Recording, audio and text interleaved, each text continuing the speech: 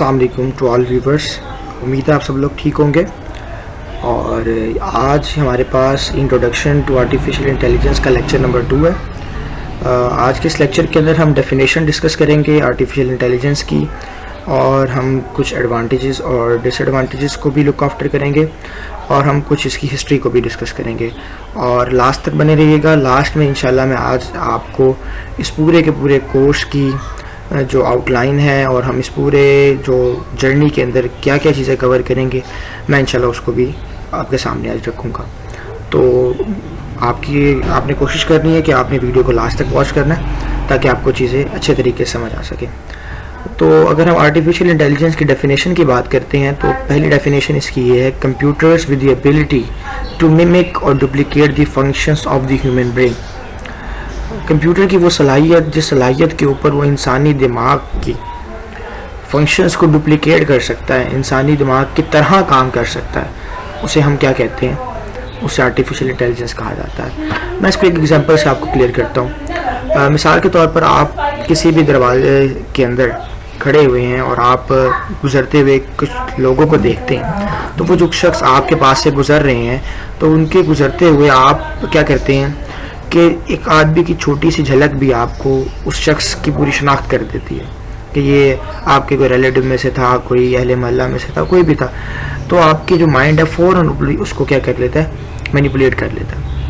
लेकिन कंप्यूटर आज से कुछ अर्सा पहले ये काम करने से कासिर थे। कंप्यूटर ये काम नहीं कर सकते थे। इन अगर आप उसको किसी की ज़रा सी भी झलक एक चीज़ दिखा दी जाए तो वो उसको जज नहीं कर सकते थे। लेकिन आर्टिफिशियल इंटेलिजेंस ने आकर ये काम काफ़ी हद तक आसान कर दिया कि उसको रिकग्निशन के अंदर बहुत ज़्यादा सलाहियत मिल चुकी है। रिकग्निशन के बाद उसके बाद वो फेस मेकिंग, यानी आप वो चीज़ों को बड़े अच्छे तरीके से बना भी सकता है, ट्रेस भी खुद से कर सकता है। तो ये आर्टिफिशियल इंटेलिजेंस का ही नतीजा।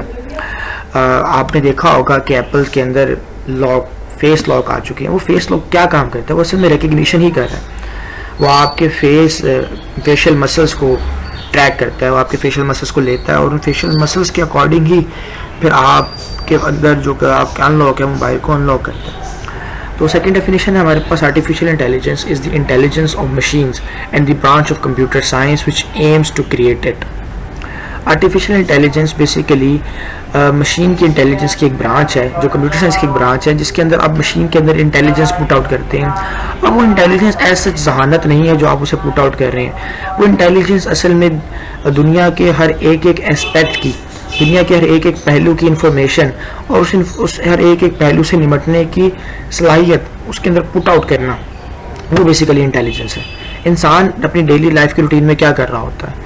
इंसान अपनी डेली लाइफ की रूटीन के अंदर अपने प्रॉब्लम्स का सोल्यूशन ही तलाश कर रहा होता है। वो कोई छोटी से छोटी प्रॉब्लम हो या वो बड़ी से बड़ी प्रॉब्लम हो। अगर एक छोटी सी प्रॉब्लम होती है, हम उसका सोल्यूशन बड़ी आसानी से तलाश कर लेते हैं।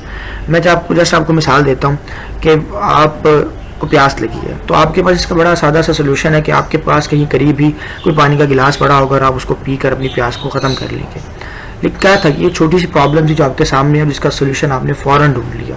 लेकिन जैसे जैसे आपकी प्रॉब्लम बढ़ती जाती है, आपको अपने सोल्यूशंस को भी उस लिहाज से बढ़ाना होता है। तो आर्टिफिशियल इंटेलिजेंस के अंदर भी आप बेसिकली करते यही हैं कि कंप्यूटर को हर एक प्रॉब्लम का सोल्यूशन प्रोवाइड करते हैं कि जब वो सिनेरियोज क्रिएट होते हैं, वो उन अपने अंदर मौजूद तमाम के तमाम डाटा को एनालाइज करता है और एनालाइज कर उसके जो पॉसिबल सोल्यूशंस हैं, पॉसिबल आउटकम्स हैं, लाकर आपके सामने रख देता है।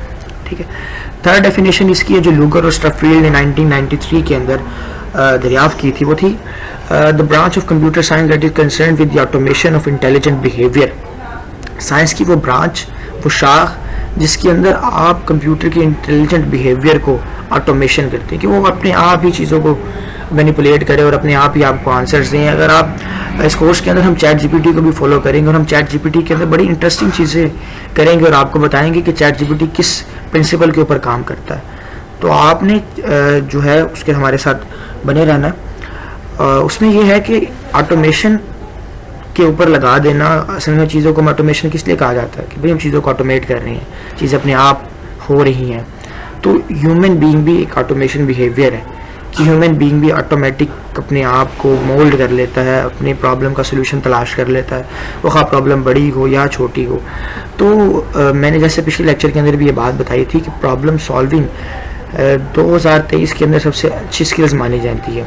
और अगर आप मैट्रिक के बच्चे मुझे सुन रहे हैं तो आप लोग बेहतर जानते होंगे कि 9th क्लास के अंदर आप लोगों का फर्स्ट चैप्टर ही प्रॉब्लम सॉल्विंग के ऊपर है। उसमें आपको डिफरेंट एस्पेक्ट्स बताए जाते हैं कि भाई प्रॉब्लम को एनालाइज किस तरह करना है, प्रॉब्लम की नॉलेज किस तरह लेनी है, प्रॉब्लम को आपने उसकी पिक्चर किस तरह बनानी है, चीज़ों को समझना किस तरह, ये सारी की सारी प्रॉब्लम सॉल्विंग स्किल्स के अंदर आती है। नेक्स्ट है जी हमारे पास हिस्ट्री ऑफ एआई। एआई जो थी, आर्टिफिशियल इंटेलिजेंस जो थी, वो 1950 से ही स्टार्ट हो चुकी थी। 1950 के अंदर हमारे पास बहुत ज़्यादा एआई सॉफ्टवेयर आ चुके थे, लेकिन एआई उस हद तक नहीं थी। जैसे मैंने आपको जिक्र किया था लास्ट लेक्चर में भी कि बूट आपके पास आ चुका था कि आप एक मैसेज करते थे, उसके रिस्पॉन्स में आपको एक कंप्यूटर मैसेज जनरेट कर देता था। तो एआई हमारे पास किसी हद तक 1950 के अंदर आ चुकी थी, लेकिन जो आज उसका लैंडमार्क है, जो आज उसका मॉडल है, वो 1950 के अंदर नहीं था। फिर 5 साल के बाद जॉन मैकार्टी ने क्या किया, इस बूट सिस्टम को जिस पर एक फॉरेन मैसेज आ जाता था उसको आर्टिफिशियल इंटेलिजेंस का नाम दे दिया। उसने एक टर्म इंट्रोड्यूस करवाई जिसे एआई कहने लगे। फिर 1974 के अंदर कंप्यूटर्स को मज़ीद फास्टर बनाया गया, उनको मज़ीद अफोर्डेबल बनाया गया। सुपर कंप्यूटर्स ईजाद हो गए, ठीक है, तो माइक्रो कंप्यूटर्स आ गए हमारे पास, मिनी कंप्यूटर्स आ गए, सुपर कंप्यूटर्स ज़्यादा हो गए, तो ये सारी की सारी चीज़ें मज़ीद फास्टर होती चली गई। फिर 1980 के अंदर ये वो साल था कि जिस साल के अंदर आर्टिफिशियल इंटेलिजेंस का बूम आया। इस साल के अंदर ऑटोमेटिक डोर्स बनाए गए कि जिसमें वो लोग चीज़ों को सेंस कर कर, चीज़ों को फील कर कर भी डोर ओपन हो जाया करते थे, चीज़ों को फील करके काम मुकम्मल हो जाया करते थे। हमारी बहुत सी फैक्ट्रीज ऑटोमेशन मोड के ऊपर लग गई और उसने बहुत सा काम ह्यूमन रिसोर्सेज को टोटली रिप्लेस कर दिया। क्या कुछ ऐसी फैक्ट्रीज भी मौजूद थी। तो 1980 के अंदर आर्टिफिशियल इंटेलिजेंस ने अपने बहुत ज़्यादा हद तक कदम जमा लिए थे। इस पिक्चर में, इस स्लाइड में आपको जो तस्वीर नज़र आ रही है, असल में जॉन मैकार्टी की तस्वीर है, जिन्होंने आर्टिफिशियल इंटेलिजेंस का जो नाम है वो रखा था। और 2000 के बाद जो लैंडमार्क आर्टिफिशियल इंटेलिजेंस चाहती थी वो उसके करीब तरीन होती चली गई, और आज भी हर गुजरते दिन के साथ आर्टिफिशियल इंटेलिजेंस बढ़ती जा रही है। मैं अगर आपको एक नॉलेज में इजाफा करता चलूँ कि आज चैट जीपीटी के ऑफिस के अंदर 200 लोग काम कर रहे हैं, जो एनी टाइम सिर्फ इसी बेस के ऊपर काम कर रहे हैं कि प्रॉब्लम्स क्या हैं, उसके सॉल्यूशंस क्या हैं, ह्यूमन ब्रेन किस तरह काम करता है, ह्यूमन ब्रेन कि नर्व्स, हमारा न्यूरल सिस्टम किस तरह काम करता है, और उस न्यूरल सिस्टम की बेस के ऊपर वो क्या कर रहे हैं, वो अपने आर्टिफिशियल इंटेलिजेंस को मज़ीद इन्हांस करते चले जा रहे हैं। स्टार्ट में चैट जीपीटी 1 आई, 2, 3 और अब चैट जीपीटी 4 वर्जन आ चुका है हमारे पास बड़े ही कलील अरसे के अंदर। तो अगर हम में से किसी ने इस चीज़ को ना सीखा तो सिर्फ होगा ये कि हम इस आर्टिफिशियल इंटेलिजेंस के इस डिजिटल दुनिया के दौर में पीछे रह जाएंगे और लोग हमें कुचल कर आगे निकल जाएंगे। तो ये चीज़ें सीखना हर बच्चे के लिए, हर बड़े के लिए फ़र्ज है, ताकि वो अपनी लाइफ के अंदर कुछ गोल्स अचीव कर सके, कुछ टारगेट्स बना सके, ठीक है। नेक्स्ट हम एप्लीकेशन डिस्कस कर लेते हैं एआई की। एआई की कुछ एप्लीकेशन हमारे पास मेडिकल फील्ड के अंदर इसकी बहुत ज़्यादा एप्लीकेशन है। आज आपने देखा होगा कि लोग डॉक्टर्स के पास जाना कम कर दिया, वो चैट जीपीटी के ऊपर जाते हैं, अपने सारे के सारे सिम्टम बताते हैं और चैट जीपीटी उन्हें कुछ प्रिस्क्रिप्शन कुछ फॉलो कर देता है, कुछ चीज़ें मेंशन कर देता है कि भाई आप ये वाली मेडिसिन ले लें, ये मेडिसिन ले लें। तो ये चैट जीपीटी ने बहुत काम आसान कर दिया। AI has also application in field of cardiology. AI की जो फील्ड है वो कार्डियोलॉजी के अंदर भी काम आती है, अब वो हार्ट डिजीज़ के अंदर भी काम आती है, वो एमआरआई के अंदर भी काम आती है, ठीक है, वो एम्ब्रियोलॉजी के अंदर, वो कॉम्प्लेक्स ऑपरेशंस के अंदर जो it is also has application in imaging guided surgery and image analysis and enhancement. और ये हर उस सर्जरी के अंदर काम आती है जहाँ पर इमेज से ताल्लुक़ होता है। अगर आप अल्ट्रासाउंड की बात कर लें तो ये अल्ट्रासाउंड में भी काम आती है, अगर आप एमआरआई की बात करें एमआरआई में भी काम आती है, सीटी स्कैन के अंदर भी काम आती है, ये एफएमआरआई के अंदर भी काम आती है। तो ये आपके पास मेडिकल फील्ड के अंदर इसका बहुत ज़्यादा रोल है, बहुत ज़्यादा इसकी अहमियत है मेडिकल फील्ड के अंदर। मेडिकल फील्ड के अलावा भी इसकी बहुत ज़्यादा इम्पोर्टेंस है। अच्छा जी, तो हम एआई के एप्लीकेशंस कुछ डिस्कस कर रहे थे, तो हमारे पास नेक्स्ट एआई के एप्लीकेशन हैं। हमारे पास आर्टिफिशियल इंटेलिजेंस म्यूज़िक इंडस्ट्री के अंदर बहुत ज़्यादा काम आती है। ये अच्छे अच्छे म्यूज़िक्स बनाने में, अच्छे अच्छे ट्यून्स बनाने में, कंपोजिंग करने में और राइमिंग बनाने में, उसके बाद हम शेर व शायरी लिखने में भी इसको इस्तेमाल कर सकते हैं।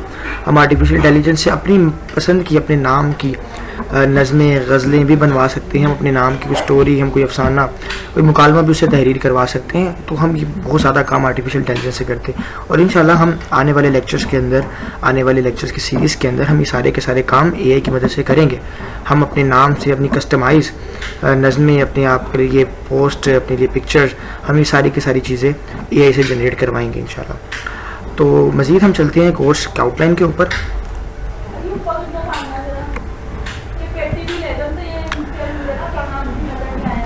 ये हमारे पास कोर्स आउटलाइन है जिसकी हम पहले हफ्ते के अंदर व्हाट इज़ आर्टिफिशियल इंटेलिजेंस है, फिर brief history and application of AI है, एथिकल कंसिडरेशन ऑफ AI है, हम इसको डिस्कस करेंगे। फिर इस सेकंड वीक के अंदर हम मशीन लर्निंग फंडामेंटल्स को डिस्कस करेंगे जिसके अंदर सुपरवाइज एंड रीइंफोर्समेंट लर्निंग वगैरह मौजूद है। फिर सुपरवाइज लर्निंग को हम सेपरेटली डिस्कस करेंगे जिसके अंदर लीनियर रिग्रेशन है, और फिर हम अनसुपरवाइज लर्निंग को डिस्कस करेंगे जिसका क्लस्टरिंग एल्गोरिथम।